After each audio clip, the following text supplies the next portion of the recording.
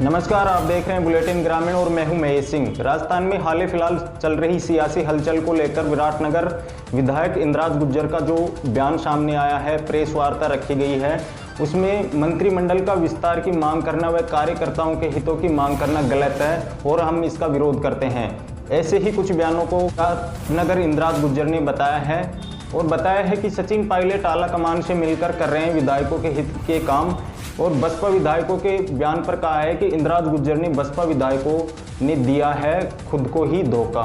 ऐसे ही कुछ अलग और जो बयान आए हैं सामने, वो इस प्रेस वार्ता के जरिए आप देख सकते हैं।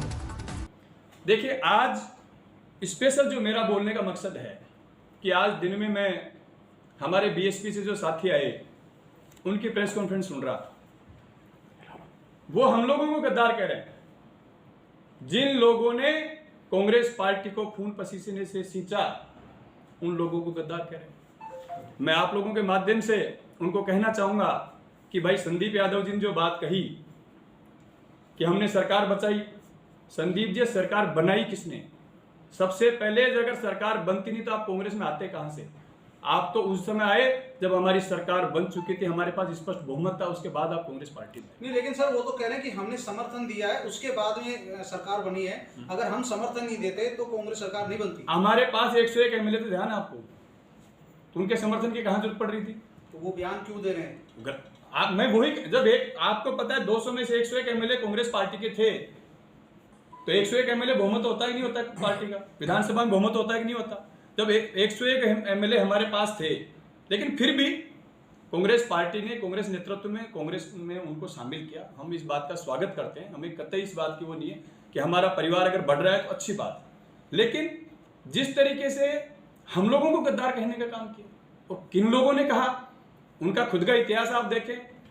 संदीप जी पहले बीजेपी में थे, आपके यूथ बोर्ड के वाइस प्रेसिडेंट थे। जब बीजेपी ने उनको टिकट नहीं दिया, बीएसपी में चले गए, बीएसपी को धोखा दे करके कांग्रेस में आ गए। किस मुंह से गद्दारी की बात करते हैं? किस मुंह से गद्दारी की बात करते हैं? बात करने से पहले आदमी को अपने गिरबा में झांकना चाहिए कि हम किस बारे में बात कर रहे हैं। हम गद्दार बता रहे हैं सीसरा मोड़ा के परिवार को, जिस परिवार ने अपना इतिहास दिया 60 साल तक इस राजस्थान की राजनीति में। सीसरा मोड़ा ने अपना इतिहास दिया है। हम गद्दार बता रहे हैं हेमाराम चौधरी जी को, जो कि मालानी के गांधी के नाम से जाने जाते हैं। 6 बार के विधायक रहे, नेता प्रतिपक्ष रहे हैं, कैबिनेट मंत्री रहे हैं, उनका अपना बड़ा योगदान है। हम गद्दार बताएं दीपेंद्र सिंह जी शेखावत को, जो 5 बार विधायक रहे, राजस्थान के मंत्री रहे, स्पीकर रहे। हम गद्दार बताएं सूरजमल के वंशज महाराजा विश्वेंद्र सिंह जी को, जिनका अपना इतिहास रहा है राजस्थान की राजनीति में। हम गद्दार बता रहे हैं उस राकेश पारीक जी को, जो एनएसयूआई यूथ कांग्रेस के ब्लॉक से लेकर के शुरुआत करके आज विधायक बनने का काम किया। हम गद्दार बता रहे मुकेश भाकर को, जिसने एनएसयूआई से शुरुआत करके यूथ कांग्रेस एनएसयूआई के अध्यक्ष रहते हुए विधायक बनने का काम किया। तो पहले आप वो गद्दार बता रहे इंद्राज गुज्जर को, जिस इंद्राज गुज्जर का इतिहास आज 20 साल से मैं कांग्रेस पार्टी में काम कर रहा हूँ। आप सब लोग मुझे जानते हैं। ऐसी हलचल हो चुकी है, जैसे कोरोना काल समाप्त हुआ तो फिर से सचिन जी दिल्ली पहुंच गए हैं। कुछ विधायक कह रहे हैं कि हमें जो पद मिलना चाहिए था मिला नहीं, तो इसके लिए आपके विचार क्या हैं, क्या कहना चाहेंगे? देखिए, आदरणीय सचिन पायलट साहब ने पूरे 5 साल मेहनत करके राजस्थान में सरकार बनाने में अपना योगदान दिया और आज लगातार 2.5 साल से वो कांग्रेस के कार्यकर्ता को तवज्जो देने की और कार्यकर्ता के मान सम्मान की बात कर रहे हैं। पायलट साहब ने एक बात कही कि मंत्रिमंडल का विस्तार होना चाहिए। आज 1 साल से 20 मंत्रियों के द्वारा सरकार चली जा रही है। 9 पद हमारे पास खाली हैं। क्यों नहीं उन 9 पदों को भर करके और विभागों का बंटवारा इस तरीके से किया जाए कि सब लोगों का मान और सम्मान इसमें हो। बार बार हमारे साथियों के द्वारा एक बात कही गई कि कांग्रेस का मूल vote bank SC ST minority, और इस बार मैं कहना चाहूंगा कि मूल ओबीसी और विशेषकर गुर्जर समाज ने कांग्रेस को 90% वोट दिया है। लेकिन जब विभागों का बंटवारा सरकार में हुआ तो आप हालात देख सकते हैं कि ना तो SC के पास कोई जनता से जुड़ा हुआ विभाग है, ना माइनॉरिटी के पास कोई ऐसा विभाग है, ना ऐसे गुर्जर समाज के पास ऐसा कोई विभाग है जिसको लेकर के हम जनता के बीच में जा सके। इस बात को लेकर के बीच बीच में हमारे साथियों ने कई बार, हमारे एससी के साथियों ने बात कही, वेद प्रकाश सोलंकी जी कई बार इस मुद्दे को उठाते हैं। और मैं इस बात पे कहना चाहूँगा कि जिन वोटों के दम पे सरकार बनी है, जिस पूर्वी राजस्थान के दम पे सरकार बनी है, 100 में से 50 सीटें, 54 सीटें पूर्वी राजस्थान में आई हैं, तो क्या मंत्रिमंडल के बंटवारे में पूर्वी राजस्थान को इतना हिस्सा मिला? क्यों नहीं मिला?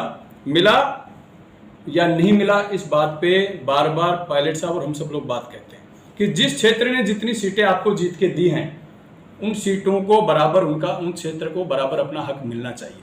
कांग्रेस के कार्यकर्ता ने 5 साल मेहनत करके, रात दिन एक करके कांग्रेस की सरकार बनाई।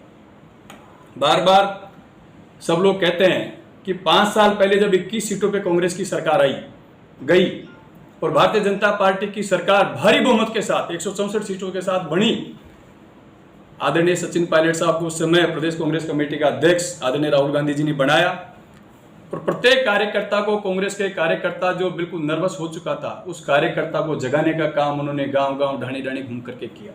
हजारों किलोमीटर की यात्राएं करी, 100 किलोमीटर की किसान पैदल यात्रा करी, राहुल गांधी जी के साथ किसान पैदल यात्रा करी।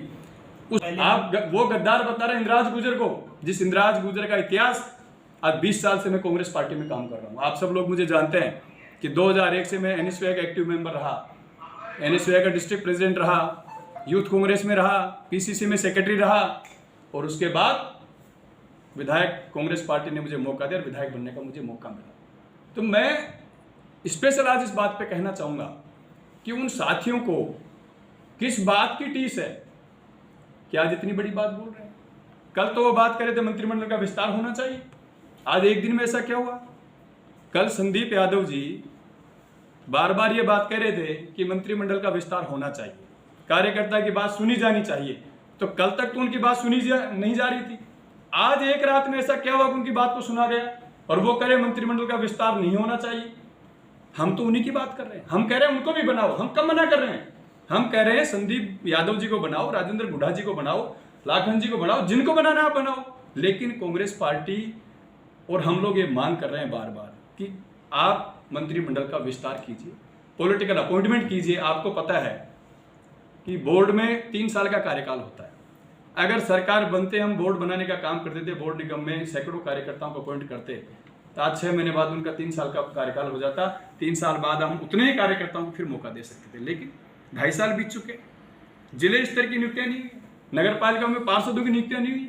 इससे बड़ी विडंबना क्या हो सकती है? यही मांग हम लोग कर रहे हैं। हमने कोई गलत बात नहीं की, पायलट साहब ने कोई गलत बात नहीं करी। हमने सिर्फ एक बात कही है कि मंत्रिमंडल का विस्तार होना चाहिए, सत्ता का विकेंद्रीकरण होना चाहिए, सत्ता का विकेंद्रीकरण होना चाहिए, सब लोगों को अच्छे विभाग मिलने चाहिए ताकि मंत्री लोग अपने परफॉर्मेंस दे सके। आज 10 मंत्रियों के पास ऐसे विभाग हैं जिनको मैंने 2.5 साल में कोई चिट्ठी नहीं लिखी, काम ही नहीं पड़ता। क्यों नहीं उनको भी आप विभाग दो? क्यों नहीं आप नए लोगों को परफॉर्म करो? क्यों नहीं सीनियर लोगों को साथ लेकर के चलने का काम करो, ताकि बैलेंस बना करके राजस्थान की राजनीति में कांग्रेस पार्टी को मजबूत करने का काम हम लोग कर सकें। लेकिन आला कमान के पास सचिन पायलट बैठे हैं पिछले 3 दिन से, तो क्या उन्होंने कोई स्टेप नहीं उठाया इस बारे में? देखिए, कांग्रेस आला कमान पे हम सब लोगों को भरोसा है और आदरणीय पायलट साहब अपने स्तर पे वहाँ पे बात कर रहे हैं। हम लोग भी हमारी बात आला कमान को कहना चाहते हैं कि जिस आला कमान ने 10 महीने पहले कमेटी बना करके हमारे मुद्दों पे बात की, कांग्रेस आला कमान ने मान सम्मान दिया, तो क्या आज संदीप यादव जी आला कमान को भरोसा नहीं है? आज हम लोगों को गद्दार बता रहे हैं, तो क्या आला कमान ने उस दिन सोच समझ के फैसला लिया था? तो क्या आला कमान के फैसले पर उंगली उठाना चाहते हैं? कांग्रेस की रीति नीति में उनको विश्वास नहीं इस बात का, क्योंकि कांग्रेस में कांग्रेस आला कमान जो फैसला करता है वो हम सब लोगों को मान्य है।